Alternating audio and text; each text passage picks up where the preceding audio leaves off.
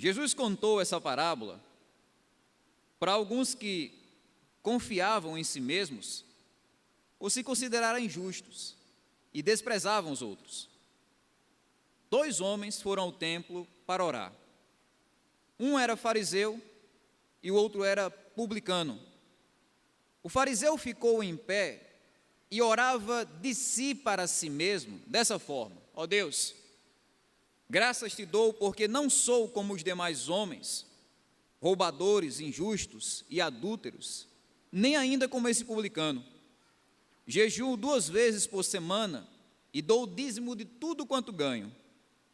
O publicano, estando em pé, longe, nem mesmo ousava levantar os olhos para o céu, mas batia no peito, dizendo: ó Deus, tem pena de mim, que sou pecador. Digo a vocês que esse desceu justificado para a sua casa e não aquele, porque todo o que se exalta será humilhado, mas o que se humilha será exaltado. Que o Senhor aplique essa porção da palavra dele em nossos corações. As marcas de um justificado. O termo justificado é uma daquelas palavras que nós costumamos usar com pouca frequência no nosso dia a dia. Talvez você consiga puxar na sua memória, recentemente, de ter usado essa palavra, quando você teve de faltar no seu trabalho e você precisou justificar a sua ausência. De repente você ficou doente, você não teve condições de ir para o trabalho, você não teve condições de ir para aquela reunião que você estava escalado, convocado para ir, e aí você teve de justificar a sua ausência, ou seja, você explicou a razão da sua ausência e fez com que a sua explicação, a sua ação, a sua razão fosse aceita pelos demais. Em um sentido básico, obrigado, Paulo, em um sentido básico, isso é a ideia de justificado. É você ter uma pessoa, um argumento ou um comportamento sendo aceito diante de alguém. Os alunos aqui, por exemplo, vão poder lembrar das provas que fazem na escola, e naquelas provas meio cascas grossas, que o professor, além de perguntar sim ou não, ele coloca essa palavrinha aterrorizante no final, né? Justifique sua resposta. Está lá, é assim, é assado, aí você bota sim ou não, aí o professor pede, justifique, prove realmente que a sua resposta. É uma palavra aterrorizante para quem não estudou direito para a prova, né? Mas o fato, irmãos, é que, fora essas vezes, e fora, claro, as pessoas aqui que estudam no campo jurídico ou trabalham no campo jurídico, justificado, justificação, não é uma palavra que faz parte do nosso dia a dia. A gente não costuma usar essa palavra com frequência. Mas se você for observar a linguagem bíblica, a palavra justificado, ou o termo justificação, é uma das ideias mais importantes presentes nas Escrituras. Porque essa palavrinha, ela descreve para nós como um pecador, como eu e você, imperfeitos, como nós, como pecadores imperfeitos, podemos ser aceitos diante de um Deus perfeito. Esse é o coração da parábola que nós acabamos de ler. Aqui Jesus está apenas descrevendo para nós, nessa parábola, como uma pessoa totalmente ruim pode ser aceita, aprovada, abraçada e salva por um Deus completamente e totalmente bom. E é através dessa parábola que Jesus vai descrever para nós quais são as marcas e as características de uma pessoa que verdadeiramente foi aceita, aprovada e justificada diante de Deus. A primeira coisa que Jesus vai destacar do versículo 9 a 12 é que o justificado é alguém que evita a autoexaltação, é alguém que evita a autopromoção. Já no versículo 9, Jesus vai falar sobre, ou Lucas pelo menos vai introduzir, essa fala de Jesus dirigida para esse tipo de pessoa. Pessoas orgulhosas, autoconfiantes e preconceituosas. O versículo 9 diz: Jesus contou essa parábola para alguns que confiavam em si mesmos, por se considerarem justos e desprezavam os outros. É assim que Lucas descreve para nós, logo de cara, não é um negócio que a gente tem que ler, interpretar e procurar interpretar, não, logo de cara, com a chave na porta assim, Lucas entrega para nós qual é o público para o qual Jesus está dirigindo essa parábola, a pessoa que ele quer atingir com essa fala que ele trouxe naquele dia. Para quem é que Jesus está falando aqui? Para pessoas que são autoconfiantes, pessoas que confiam em si mesmas, como Lucas vai dizer, pessoas que acham que podem conquistar o céu sozinhas, pessoas que acham que podem chegar no céu com suas próprias pernas, pessoas que não sentiam a necessidade de alguém que lhes trouxesse salvação, porque elas achavam que já tinham a salvação por elas mesmas. Mas não só isso. Além de dirigir essa parábola para pessoas que são autoconfiantes, Jesus também dirige essa parábola para pessoas orgulhosas, para pessoas que estavam cheias de si mesmas, para pessoas que estavam, sabe, com aquela ideia de terem uma vida virtuosa completamente fantasiosa. Pessoas que se achavam, como a gente costuma dizer no nosso ditado, a última Coca-Cola do deserto. Pessoas que se achavam a última bolacha do pacote. Pessoas que pensavam de si além da conta. Pessoas orgulhosas, pessoas prepotentes. E claro, num fluxo natural desse tipo de caráter, Jesus também conta essa parábola para essas pessoas que desembocavam numa vida preconceituosa. Como ele vai dizer, pessoas que desprezavam os outros, era gente que não gostava de gente, pessoas que pisavam nos outros, que destruíam os outros, que desfaziam dos outros para conseguirem subir na vida. Aquele tipo de pessoa que olha para o próximo de cima para baixo, com um ar e com um clima de superioridade. É assim que o evangelista Lucas, logo de cara aqui no versículo 9, mostra para nós que tipo de pessoa Jesus deseja atingir e conversar e confrontar com essa parábola. Pessoas que se acham mais do que são, pessoas que estão cheias de si mesmas, pessoas que desprezam as outras e pessoas que acham que podem conquistar a salvação pelos seus próprios méritos e pelas suas próprias ações. E aí, chegando ao versículo 10, irmãos, a gente nota que Jesus, para tornar esse assunto ainda mais claro, mais vívido, mais cristalino diante de nós, ele vai tocar num contraste entre os extremos daquela sociedade. No versículo 2 ele diz, olha, dois homens, fala de Jesus, dois homens foram ao templo para orar. Um era fariseu e o outro era publicano. Essa atividade de orar, por mais que não seja uma coisa comum na nossa sociedade, naquela época era uma prática extremamente comum.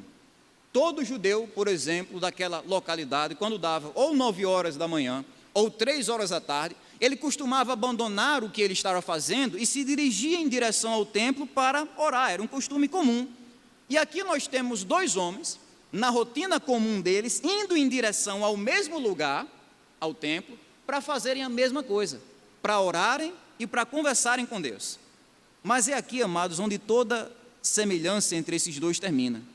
Porque apesar de serem dois homens, indo para o mesmo lugar, fazerem também uma mesma coisa, esses dois homens eram extremos opostos. Esses dois homens, essas duas pessoas eram totalmente diferentes. Talvez desse lado da história, na cultura da gente, no nosso ambiente cultural, histórico, a gente não consiga sentir o peso dessas palavras. Mas se a gente fosse colocar isso aqui para os nossos dias, era mais ou menos como se Jesus estivesse dizendo assim, olha, dois homens subiram para a igreja para fazer uma oração. Um era um papa, um monge, um padre, um pastor, uma figura extremamente religiosa, e o outro era um traficante, um criminoso, um assassino. Dois homens completamente diferentes. De um lado, uma pessoa muito religiosa, o fariseu, que respirava religiosidade, e a vida dele era marcada justamente por fazer coisas para Deus. Um cara extremamente respeitado, valorizado, com boa reputação na sociedade, bons relacionamentos, uma vida moral, ética e religiosa impecável, por fora, pelo menos. E do outro lado, quem? Uma pessoa muito desonesta, um publicano, alguém que não respirava religiosidade, mas era alguém que respirava maldade, era um sanguessuga da sociedade que se alimentava do suor dos outros, alguém que era reputado como lixo do mundo, como lixo daquela sociedade. É assim que Jesus, ele toca nos dois extremos da sociedade. De um lado, alguém que é aplaudido, do outro lado, alguém que é cuspido. De um lado, uma pessoa extremamente importante e aceita, do outro lado, uma pessoa completamente rejeitada. É assim que ele descreve esses dois extremos. E seguindo no texto, nós vemos a partir do versículo 11, Jesus Cristo descrevendo o que aqueles homens totalmente diferentes foram fazer ali no templo. Começando, claro, pelo fariseu. Jesus detalha que quando o fariseu chega naquele templo, naquele templo, ele começa a se ocupar na sua autopromoção. A autopromoção dele, a autoexibição que ele faz. O texto vai dizer, Jesus diz, ele se colocou de pé para orar. Essa aqui era a posição preferida do fariseu na oração. O fariseu não gostava de orar sentado, não gostava de orar de joelho, ele gostava de orar ali, em pé. Por quê? Porque ele queria se exibir para as demais pessoas que estavam ali naquela localidade. Não era apenas uma oração que ele estava fazendo, era uma apresentação, era uma oportunidade que ele tinha naquele templo de chamar a atenção daquelas pessoas para o quanto ele era superior, o quanto ele era bom, o quanto ele era elevado na sua religiosidade. Então, quando Jesus diz que aquele homem ficou de pé, não é só a posição física dele. O que Jesus está chamando a nossa atenção é o desejo daquele fariseu de ser visto, de ser aprovado, de ser elogiado, de ser idolatrado, de ser reconhecido por aquilo que ele fazia. Por isso que ele se coloca numa posição de destaque, né? A autopromoção que ele queria fazer. Como é que ele fazia isso? Encenando, através da encenação. Se vocês notarem bem aí no texto, Jesus faz questão de enfatizar que aquela oração que o fariseu estava fazendo era tão somente uma encenação, era de si para si mesmo. Ele estava fazendo uma ligação telefônica em direção ao céu e Deus não estava do outro lado da linha. Aquela oração que ele estava fazendo batia no próprio orgulho dele e voltava. Era uma oração que começava na terra e terminava na terra. Nós temos uma oração completamente, vã, oca, vazia. Era simplesmente um ator da fé se apresentando no teatro daquela religiosidade morta e vazia e fazendo uma falsa oração que expressava também, como Jesus vai dizer aqui, uma falsa gratidão. Mesmo que a gente olhe para essa oração e a gente encontre o fariseu citando o nome de Deus, e a gente encontre o fariseu dizendo graças a Deus, no fim das contas, se a gente considerar o todo, a gente vê que o fariseu estava agradecendo não a Deus, mas a si mesmo. A repetição do pronome eu aqui nessa oração, eu sou isso, eu sou aquilo, eu faço isso, eu faço assado, eu sou daquele jeito e daquele outro, eu não sou como ele, não sou como ela. Essa repetição do pronome eu mostra que ele era o seu maior ídolo. É quase como se esse fariseu estivesse dizendo que Deus era alguém sortudo por ter ele aqui na terra. Um certo comentarista bíblico, chamado William Barclay, ele diz que esse fariseu ele não foi orar. Esse fariseu ele foi informar Deus acerca do grande homem que ele era. Mesmo utilizando a palavra Deus, o fariseu está orando para si mesmo, de si para si mesmo. Mas além disso, Jesus também fala sobre a falsa comparação que esse fariseu faz. Como a gente leu, o que é que ele faz? Ele vai se comparar com um publicano. Ele vai se comparar com as piores pessoas que existiam naquela sociedade. No lugar do fariseu se comparar com a lei perfeita de Deus que revela nossos pecados, no lugar do fariseu se comparar com o caráter impecável de Deus que mostra a nossa pequenez e miséria, no lugar do fariseu se comparar pelo menos com os servos de Deus que Deus levantou no decorrer da história, Moisés, Abraão, Isaac, Elias ou Davi. Não, ele vai se comparar com as piores pessoas que ele encontra ao seu redor. Sabe aquela pessoa que ela se acha boa só porque tem alguém pior que ela? Sabe aquele marido que ele se acha bom porque, não, o marido tal, ele bate na esposa, eu não bato, então eu sou melhor. Não, ó, o empregado tal, eu sou um ótimo empregado porque aquele outro empregado ali, ele rouba, ele pega o dinheiro do caixa, mas eu não faço isso. Sabe, a pessoa pega o pior exemplo para tentar se tornar a melhor pessoa. É o que o fariseu está fazendo aqui. Ele usa as feiuras daquela sociedade para tentar construir e apresentar a sua pseudo-beleza. Mesmo que, no fim das contas, ele seja exatamente aquilo que ele está acusando o publicano de ser. Esse fariseu não é um ladrão? Ele é um ladrão. Ele está roubando a glória de Deus naquela oração. Esse fariseu não é injusto? Ele é injusto também, sim. Ele está julgando o publicano pela aparência. Esse fariseu aqui, ele não é um adúltero, ele é um adúltero espiritual. Ele está sendo infiel ao seu Deus. Ele está, no fim das contas, sendo reprovado por tudo aquilo que alega ter e mesmo assim se considera o rei do pedaço. O rei do pedaço. E para piorar ainda mais, Jesus também descreve a falsa santificação daquele fariseu, né? Quando Jesus diz que aquele fariseu, no versículo 12, ele jejuava 2 vezes por semana. Quando Jesus disse que aquele fariseu dava o dízimo de tudo quanto ganha, por mais que isso pareça um ato louvável, se a gente for observar direitinho o texto, a gente vê que Jesus está denunciando o exagero daquele fariseu. Porque de acordo com a lei de Deus naquela época, Deus não ordenava jejum 2 vezes por semana. Ele ordenava jejum quando? No dia da expiação, 1 vez por ano, e em situações de crises nacionais. Mas o fariseu não. 2 vezes no ano, 3, 4, 5 vezes, não. Eu vou jejuar aqui 2 vezes por semana. O dízimo. Jesus dizia para dar dízimo de tudo? Não, tinha certas rendas que eram isentas, mas o fariseu não. Comprei uma caixa de fósforo, vou tirar um fósforo aqui, vai ser para Deus, o meu dízimo. Ele exagerava, sabe aquela pessoa que sempre exagera para querer ser mais do que os outros? Aquela pessoa que acha que sou mais porque eu faço mais. Aquela velha mania de ir além dos requisitos para exagerar e se destacar. Exagerar e brilhar. Exagerar e de alguma maneira provar que é melhor do que os outros. É o que o fariseu estava fazendo aqui. Eu não faço só o que Deus quer não, eu vou além, eu crio regras, eu faço coisas que eu mesmo criei para tentar me apresentar diante das pessoas. Mas amados, eu confesso a vocês que, considerando o contexto geral dessa parábola aqui, eu penso que um dos principais problemas desse fariseu, não é só o que ele disse, mas é também o que ele deixou de dizer. Uma das coisas mais graves que Jesus acusa nas entrelinhas desse texto é a falta de confissão do fariseu. Em nenhum momento o fariseu pede desculpas para Deus, em nenhum momento o fariseu pede perdão por seus pecados, em nenhum momento o fariseu expõe ou rasga sua própria maldade diante de Deus, não. Por quê? Porque ele está completamente cego espiritualmente. Ele não consegue enxergar a sua doença, a sua maldade, a sua pecaminosidade, ele não consegue enxergar nada disso. É por isso que, diferente do publicano, ele não admite os seus erros. O que Jesus está querendo ensinar para nós com isso tudo, com toda essa postura orgulhosa, prepotente, preconceituosa do fariseu, é que a autoexaltação sempre vai conduzir as pessoas para a condenação. Sempre vai conduzir as pessoas para a condenação.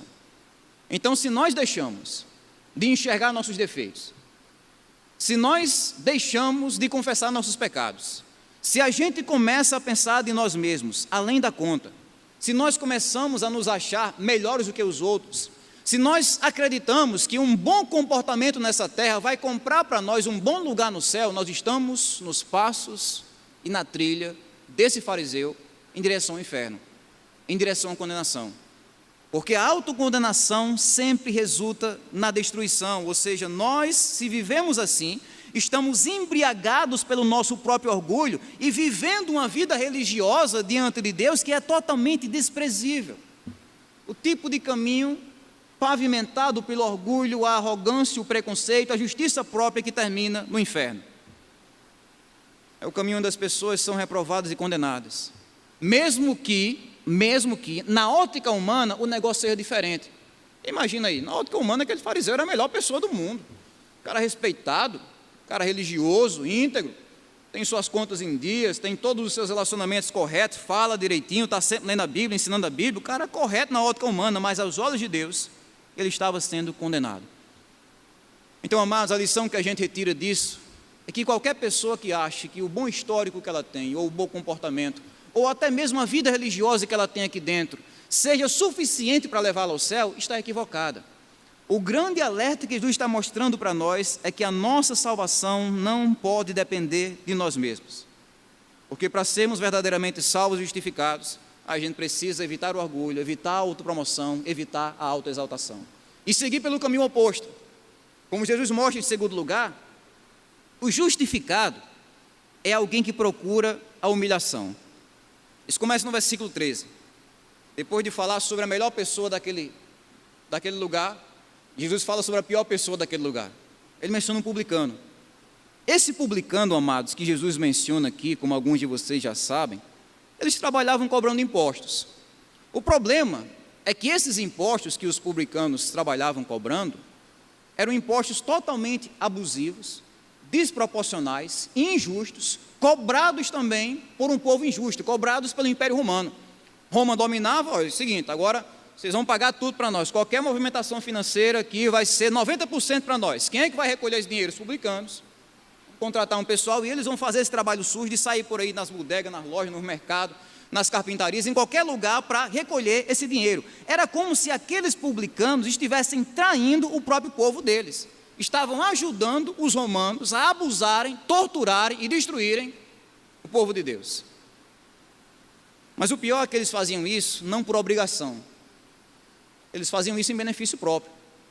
Porque além dos publicanos cobrarem aquelas taxas já abusivas do poder romano, os publicanos sempre acrescentavam um dinheiro a mais que ficava para eles. Seguinte, você vendeu uma coisa, pois bem, 90% é de Roma, e 5% aqui ou 10% é meu, eu fico com o quê? Fico com nada. Ou seja, além do povo estar pagando uma taxa totalmente desumana, impostos totalmente desumanos, eles também não são obrigados a bancar o luxo dos publicanos. É por isso que eles foram reputados ali como exploradores, como homens desonestos, como ladrões, como roubadores. Foi diante de todo esse quadro que os judeus fizeram com que os publicanos fossem vistos como o lixo da sociedade. Traidor, desonesto, explorador, um sanguessuga, uma pessoa que só faz o que é ruim. E aí, Jesus conta uma parábola, e no lugar de contar a história entre um fariseu e um pai de família respeitado, moderado, ele conta a história dos dois extremos, um fariseu e um publicano. Mesmo que os judeus eles não conseguissem nem mesmo respirar o mesmo oxigênio de um publicano, Jesus cita eles. Mas esse tipo de publicano que Jesus menciona aqui, amados, especificamente, era um publicano que tinha uma postura diferente. Lá no versículo 13, a parte finalzinha do versículo 13, nós vemos Jesus descrevendo a humilhação desse publicano. O publicano, estando em pé, longe, nem mesmo ousava levantar os olhos para o céu, mas batia no peito, dizendo... Jesus não disse simplesmente, o publicano orou e disse isso e aquilo. Não, ele vai em detalhes. Ele mostra detalhadamente aquele publicano, assim como o fariseu, se colocando de pé, mas longe, distante, separado, isolado daquele lugar ali no templo. Sabe uma pessoa, quando ela está num local e ela não se sente confortável em estar ali, o que ela faz? Ela fica no cantinho, ela fica reservada, ela não quer aparecer, ela não quer se destacar, ela não quer ser notada. É alguém que vai para a igreja e ele está tão assim intimidado que ele não quer nem entrar, ele fica na calçada, olhando de longe. A gente já viu isso acontecer. O cara chega num culto evangelístico, às vezes está meio de fogo, né, como a gente costuma dizer, meio embriagado, e fica ali isolado, ali na outra calçada. Ei, venha, senta aqui. Não, eu fico por aqui mesmo. Sabe, era exatamente assim que esse publicano estava se comportando ali no templo. Ele se coloca num lugar distante, porque ele se considera indigno. Ele não se considera um merecedor de estar naquele lugar. Ele está envergonhado. A consciência dele está ardendo por causa dos seus erros. Ele sente a sua distância de Deus, e é por isso que ele fica distante no templo. Distante do Santo dos Santos, distante do santuário, distante dos demais adoradores, distante da presença manifesta de Deus. Jesus também vai dizer que esse publicano, além de estar distante, ele nem mesmo levantava os olhos dele para o céu, ele não tinha coragem de fazer isso. Pode ser algo simples para você, mas para aquele homem com a consciência rasgada, era um terror para ele. Ele não conseguia olhar para o céu. Salmo 123, versículo 1, descreve para nós que uma das práticas que o judeu tinha na oração, além de orar de olhos fechados, é às vezes orar de olhos abertos, em direção ao templo, falando com Deus, olhando para o céu. Não porque o judeu achava que ia ver o trono de Deus ali diante dele, mas porque o judeu queria ter uma certa conexão com Deus através dessa visualização, na meditação. Já o publicano, ele sabia que não merecia conexão nenhuma com Deus. Ele está tão convicto dos seus pecados, que ele não consegue olhar para outro lugar, senão suas lágrimas, senão para o chão, senão para o pó e para a sua culpa. Ele nem mesmo ousa levantar os olhos para o céu. E para completar, Jesus ainda disse que aquele homem estava batendo no peito no decorrer daquela oração. Cada batida dessa no peito expressava o desgosto que ele tinha pelo pecado.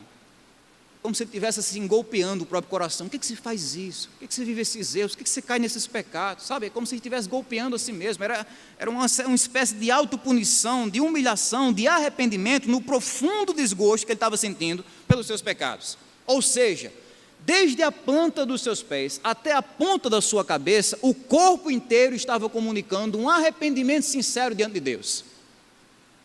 Mas não só na expressão corporal, também na sua expressão verbal, nas suas palavras. Jesus continua no versículo 13, mostrando a confissão que esse publicano pronunciou diante de Deus. Rápida, sincera, objetiva e direta. Ó Deus, diz o texto, tem pena de mim, que sou um pecador. Percebem mais uma vez a diferença entre o publicano e o pecador? Entre o publicano e o fariseu? Diferente do fariseu, o publicano não se coloca diante de Deus com uma comparação. Ele não vai se comparar, por exemplo, com alguém que é pior para ele se sentir melhor. Deus é o seguinte, olha, tem um publicano que é muito pior do que eu, viu? Eu fiz o que é ruim uma vez, mas ele fez 10 vezes. Não, ele não faz isso. Ele não vai se comparar com os demais. Diferente do fariseu, o publicano não está ali para confessar o pecado dos outros, como nós temos facilidade de fazer. O publicano está ali para confessar os seus próprios pecados. É possível a gente notar também que o publicano nem sequer orou com algum tipo de explicação. Ele não tentou amenizar seus pecados, ele não tentou defender seus pecados, ele não tentou racionalizar seus pecados. Deus, eu entrei nessa vida, mas porque está difícil demais, Deus, questão financeira, dificuldade familiar, era uma herança de família, meu pai já trabalhava nisso, não tinha como eu escapar. Não, o publicano, ele não tenta amenizar os seus pecados diante de Deus. Ele nem sequer faz votos dizendo, Deus, é o seguinte, a partir de agora, nunca mais eu vou fazer isso, agora você é um novo. Ele não faz isso.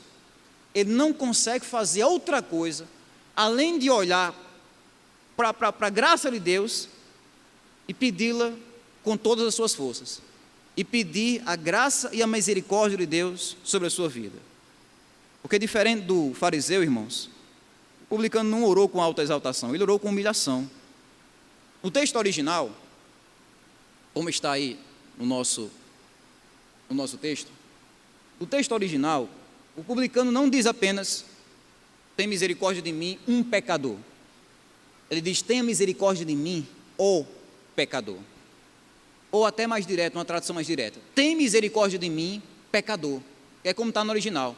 O publicano não se considerava como um pecador entre muitos, ele se via como o principal dos pecadores nessa terra.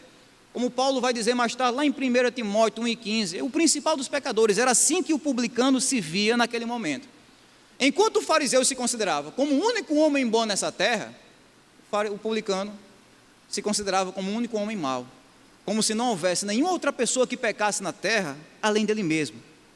Em tudo isso, amados, o que a gente consegue ver nesse publicano é a sede intensa que ele tem de perdão, de graça, de misericórdia. Coisa mais preciosa que ele queria não era dinheiro, não era saúde, não era bens materiais, não era se safar daquelas injustiças, caso Roma perdesse o poder dela, não, o que ele mais queria era Deus, era se consertar com Deus, era pedir perdão a Deus, era ter a misericórdia de Deus sobre a sua vida. A lição que Jesus está ensinando aqui com isso tudo, é que a confissão dos nossos pecados, como esse publicano fez, é o caminho da justificação. Como eu disse para vocês no início, para a gente ter uma justificativa nessa terra, a gente precisa de uma boa explicação.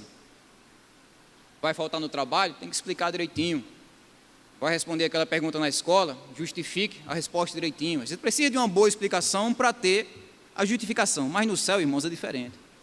No céu você não precisa ter uma explicação para receber a justificação. Você não precisa, pelo contrário.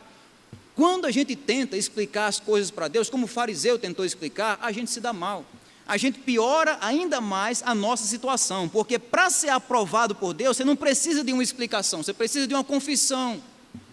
Você precisa dizer para Deus o que você tem feito de errado, você precisa dizer para Deus o quanto você tem caminhado distante dele, você precisa dizer, como o publicano disse aqui, a confissão completa dos seus defeitos, das suas falhas, uma conversa sincera, aberta e transparente com Deus sobre tudo que está errado na sua vida. É o que o publicano fez para receber a aprovação e a justificação de Deus. E é o que cada um de nós devemos fazer para receber e desenvolver a nossa salvação. É pedir perdão e graça ao Senhor. A misericórdia dele sobre as nossas vidas. Porque é assim que nós achamos o caminho da salvação, né? No último versículo, versículo 14, Jesus termina dizendo que o justificado é alguém que recebe e encontra a salvação. Digo a vocês que esse, ou seja, o publicano, desceu justificado para a sua casa, e não aquele, e não o fariseu. É nessa parte do texto onde Jesus ele encerra aquela história da oração no templo, ele tira os nossos olhos aqui da terra e coloca os nossos olhos lá no céu. Ele começa a mostrar o veredito celestial. Ele começa a mostrar qual é o parecer de Deus diante daquilo tudo. E esse parecer de Deus, naquela situação, é totalmente radical. É totalmente chocante. Por um lado, o homem mais religioso, ético, moral, respeitado daquela sociedade, saiu do templo em direção ao inferno. Por outro lado, o homem mais vil, mais desprezado, mais caluniado, mais injustiçado, ele sai dali em direção ao céu. Se a gente tivesse a oportunidade de voltar no tempo e ouvir essa parábola ao vivo e em cores, a gente veria que quando Jesus pronunciava essas palavras aqui, as pessoas ficaram completamente chocadas, espantadas. Está dizendo que o publicano, esse cara que eu nasci odiando, com ódio profundo no meu coração, esse cara que eu não deixo nem mesmo ele passar na minha calçada, você está dizendo que ele vai colocar os pés dele no céu? Ficaram chocados, para não dizer revoltados com esse veredito que o Senhor Jesus Cristo pronunciou. Porque é uma inversão radical, uma inversão chocante, mas uma inversão bem explicada.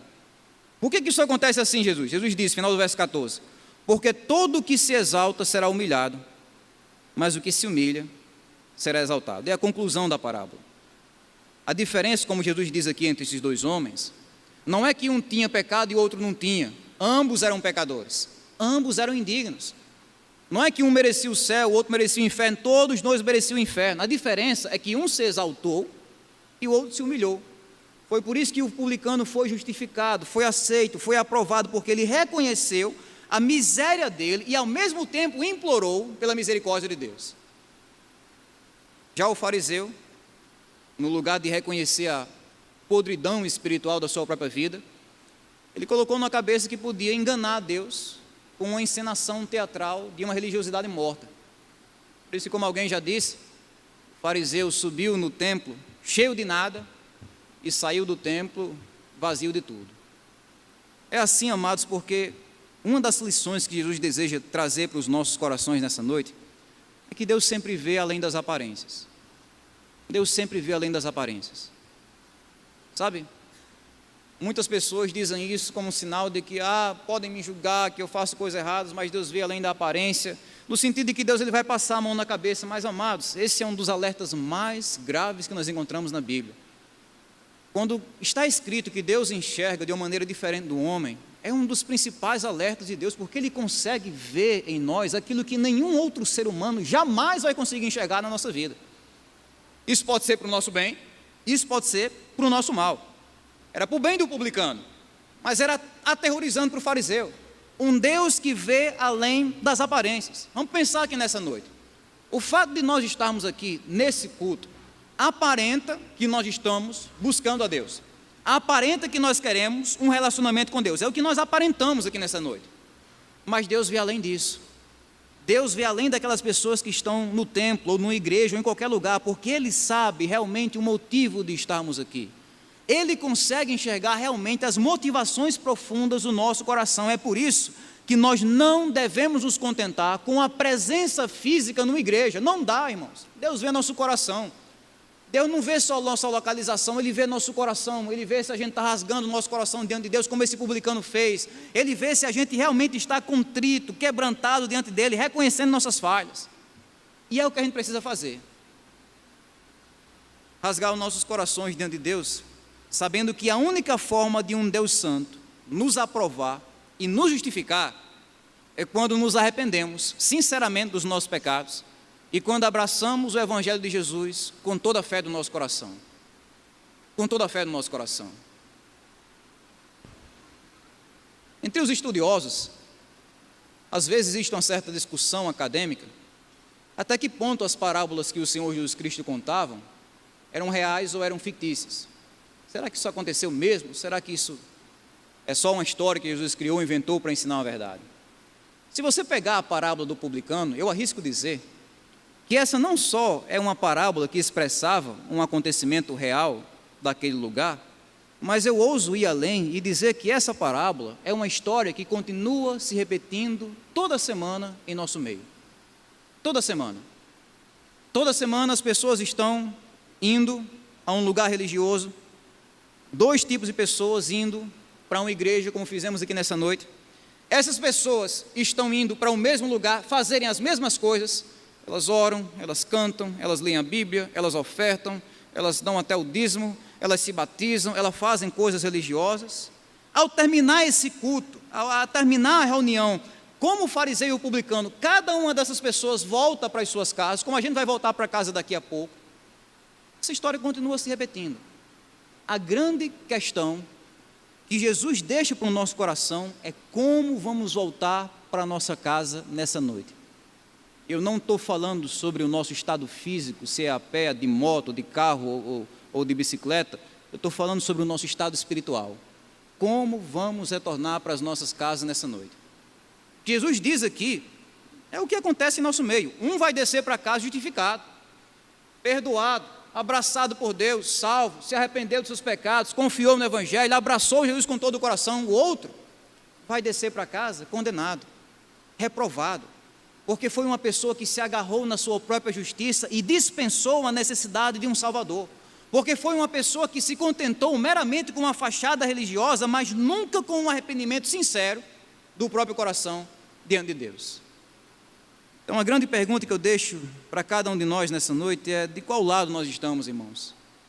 Vamos voltar para casa, terminar esse culto, mas de qual lado nós estamos? Um desceu para cá justificado, o outro condenado. De qual lado nós estamos nesse retorno para as nossas casas? É com essa pergunta que cada um de nós deve analisar o próprio coração nessa noite.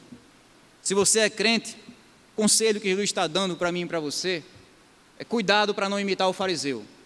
Cuidado para não deixar a sua vida religiosa inflar você, orgulhar você, deixar você prepotente e você começar a achar que vai chegar no céu por si mesmo e não por Jesus. Confesse seus pecados, confesse, porque é a única forma que o crente tem de desenvolver sua salvação. E se você está aqui e não é crente, qual é o conselho que Jesus está dando para você? Ou a ordem ou o mandamento que Ele está dando para você? Siga o publicano. Siga o publicano.